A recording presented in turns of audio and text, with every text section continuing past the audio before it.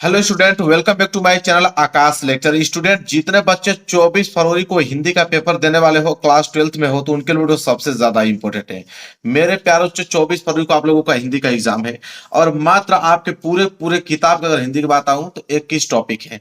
21 topic जो तैयार कर लेगा लड़का, वो समझ लीजिए कि 95% मार्क्स उसके फिक्स हो गए। 21 टॉपिक से बाहर टॉपिक आता नहीं है। अब वही टॉपिक बोर्ड परीक्षा में आएंगे और उन टॉपिकों को जो तैयार कर लेगा वो समझिए कि पूरे हिंदी में वो टॉप कर जाएगा। कौन से क्वेश्चंस आपको तैयार करने मेरे प्यारे बच्चों, आप चाहोगे तो 10 दिन के अंदर में हिंदी की पूरी तैयारी कर सकते हो। 10 दिन के अंदर में संपूर्ण तैयारी कर सकते हो मेरे प्यारे बच्चों। जो बताऊंगा वो अगर आप याद करते हो तो। सबसे पहले देखिए आपको आता क्या है मेरे प्यारे बच्चों। सबसे पहले आप लोगों के हिंदी के बहुविकल्पीय प्रश्न आएंगे 10 नंबर के। तो हिंदी के बहुविकल्पीय प्रश्न जो रहेंगे आपके 10 नंबर के हिंदी के बहुविकल्पीय प्रश्न पूछे जाते हैं। और हिंदी के बहुविकल्पीय प्रश्न जो बनते हैं वो हिंदी गद्य साहित्य से बनते हैं और हिंदी पद साहित्य से मिलकर बनते हैं। और हिंदी गद्य साहित्य के 5 प्रश्न और हिंदी पद साहित्य से 5 प्रश्न, 5 5 मिला के 10 नंबर के आपके ऑब्जेक्टिव क्वेश्चंस बनते हैं हिंदी के। यहाँ पे मेरे प्यारे बच्चों मैं आप लोगों को एक सीरीज चलाने वाला हूँ बहुत जल्द। 1 2 दिन में स्टार्ट कर दूंगा। यहाँ पे मैं 50 इंपोर्टेंट क्वेश्चंस आप लोगों को कराने वाला हूँ। 50 इंपोर्टेंट अगर ऑब्जेक्टिव क्वेश्चन मैं करा दूंगा, उसको अगर आपने कर लिया तो 50 इंपोर्टेंट क्वेश्चन से आपका 10 नंबर का हिंदी गद्य साहित्य और हिंदी पद साहित्य बिल्कुल क्या हो जाएगा, क्लियर हो जाएगा। उससे बाहर ऑब्जेक्टिव क्वेश्चन आने वाला नहीं है। इसका पीडीएफ में भी दे दूंगा आप लोगों को, याद कर लीजिएगा। इसके बाद देखिए दूसरा नंबर पे आता है आप लोगों का महत्वपूर्ण गद्यांश। गद्यांश भी आपके एग्जाम में 10 मार्क्स के होते हैं। 5 प्रश्न दिया होता है, 2 2 नंबर के हिसाब से 10 नंबर का गद्यांश पूछा जाता है। कौन से चैप्टर के आपके गद्यांश सबसे ज्यादा पूछे जाते हैं और इस बार आने का सबसे ज्यादा जो चांस है वो 3 ही चैप्टरों का है। एक आपका है राष्ट्र का स्वरूप, जिसको लिखे हैं वासुदेव शरण अग्रवाल जी। और दूसरा है आपके अशोक के फूल जी, जिनको लिखे हैं डॉक्टर हजारी प्रसाद द्विवेदी जी। और तीसरा आपके हैं भाषा और आधुनिकता, जिनके हैं प्रोफेसर जी सुंदर रेड्डी जी। इन तीनों चैप्टरों को आपको किसी कीमत पे ही तैयार करना पड़ेगा, चाहे आप कुछ तैयार करें चाहे न करें। गद्यांश में अगर 10 नंबर लेके जाना है आपको तो इन तीनों चैप्टरों को आपको तैयार करना ही पड़ेगा। और यहाँ पे मैं 5 5 गद्यांश बताने वाला हूँ तीनों के।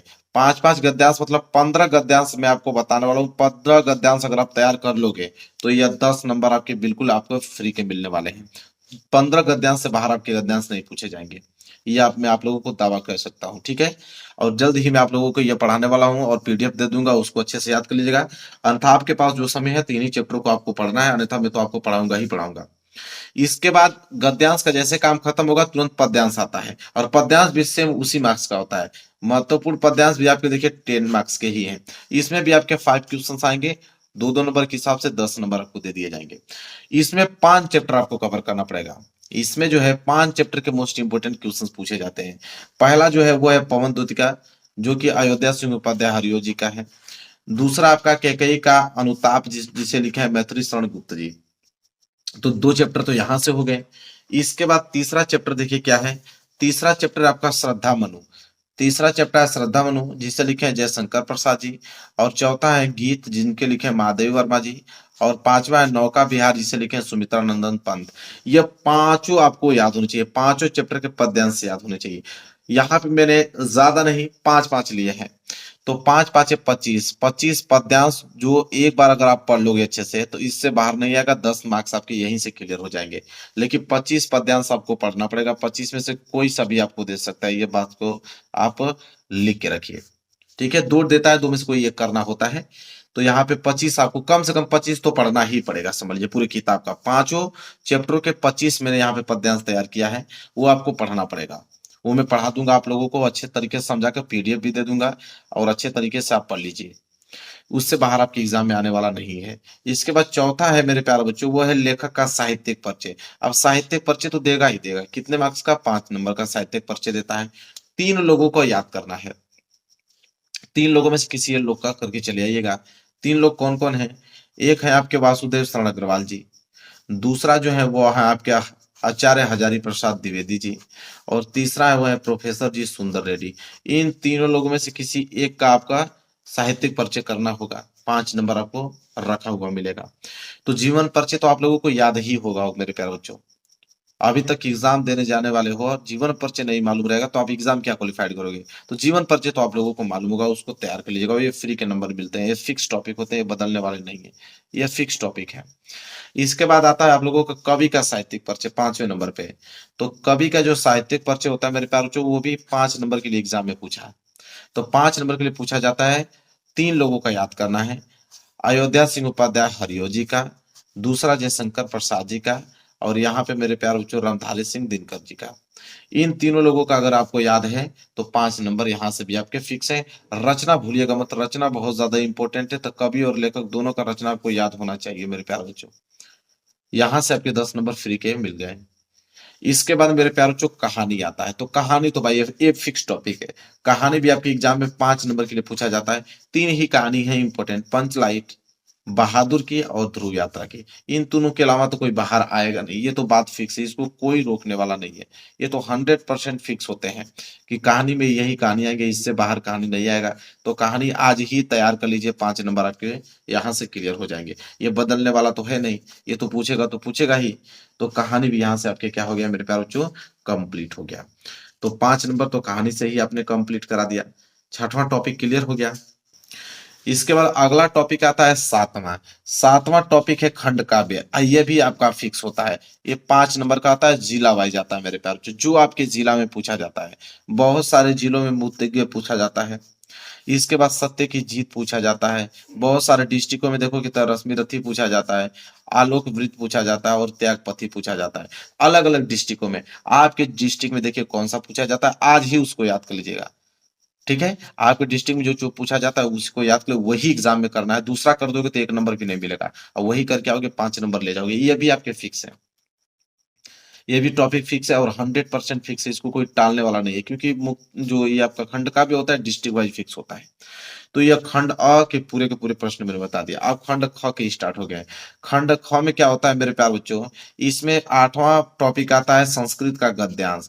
और संस्कृत का गद्यांश जो है वो 7 मार्क्स का पूछा जाता है। संस्कृत का गद्यांश 7 मार्क्स का पूछा जाता है। 3 चैप्टर आपको तैयार करने ही पड़ेंगे, 3 चैप्टर कम से कम तैयार करने पड़ेंगे। संस्कृत भाषा वाला महत्तम, इसके बाद महामाना मालवी वाला, और पंचशील सिद्धांता। ये 3 चैप्टर के आपको याद होने ही चाहिए मेरे प्यारे बच्चों। इसमें मैंने 10 लिया हूँ।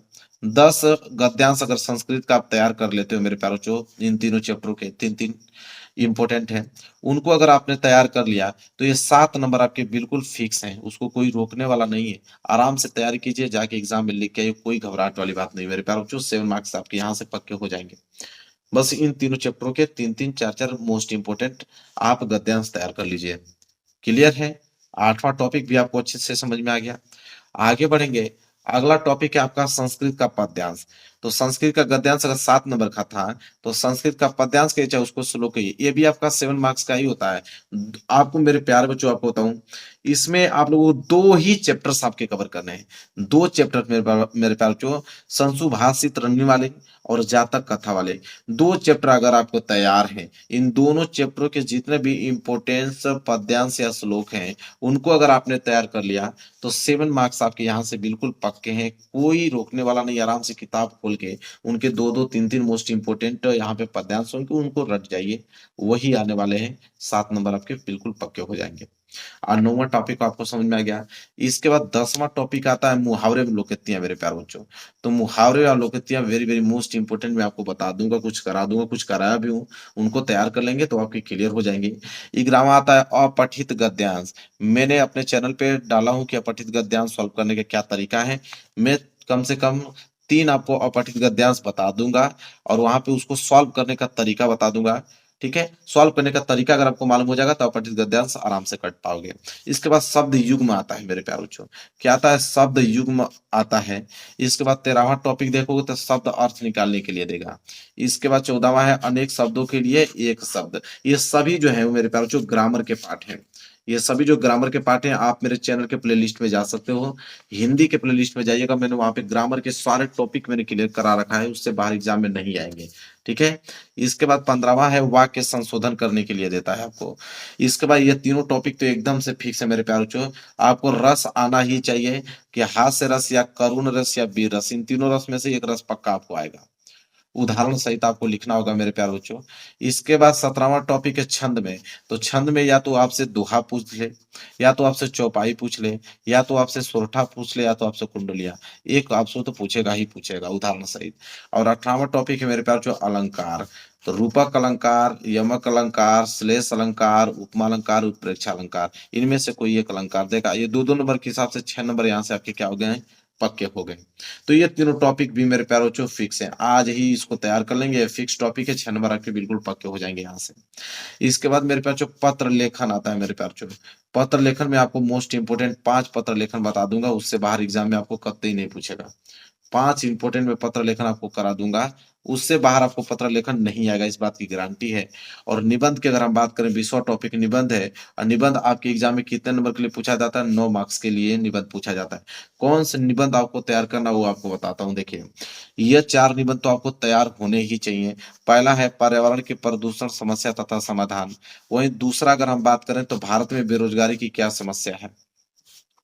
इसके बाद विज्ञान का वरदान या अभिशाप। और चौथा मेरे प्यारे बच्चों भारत में जनसंख्या वृद्धि की क्या समस्या है।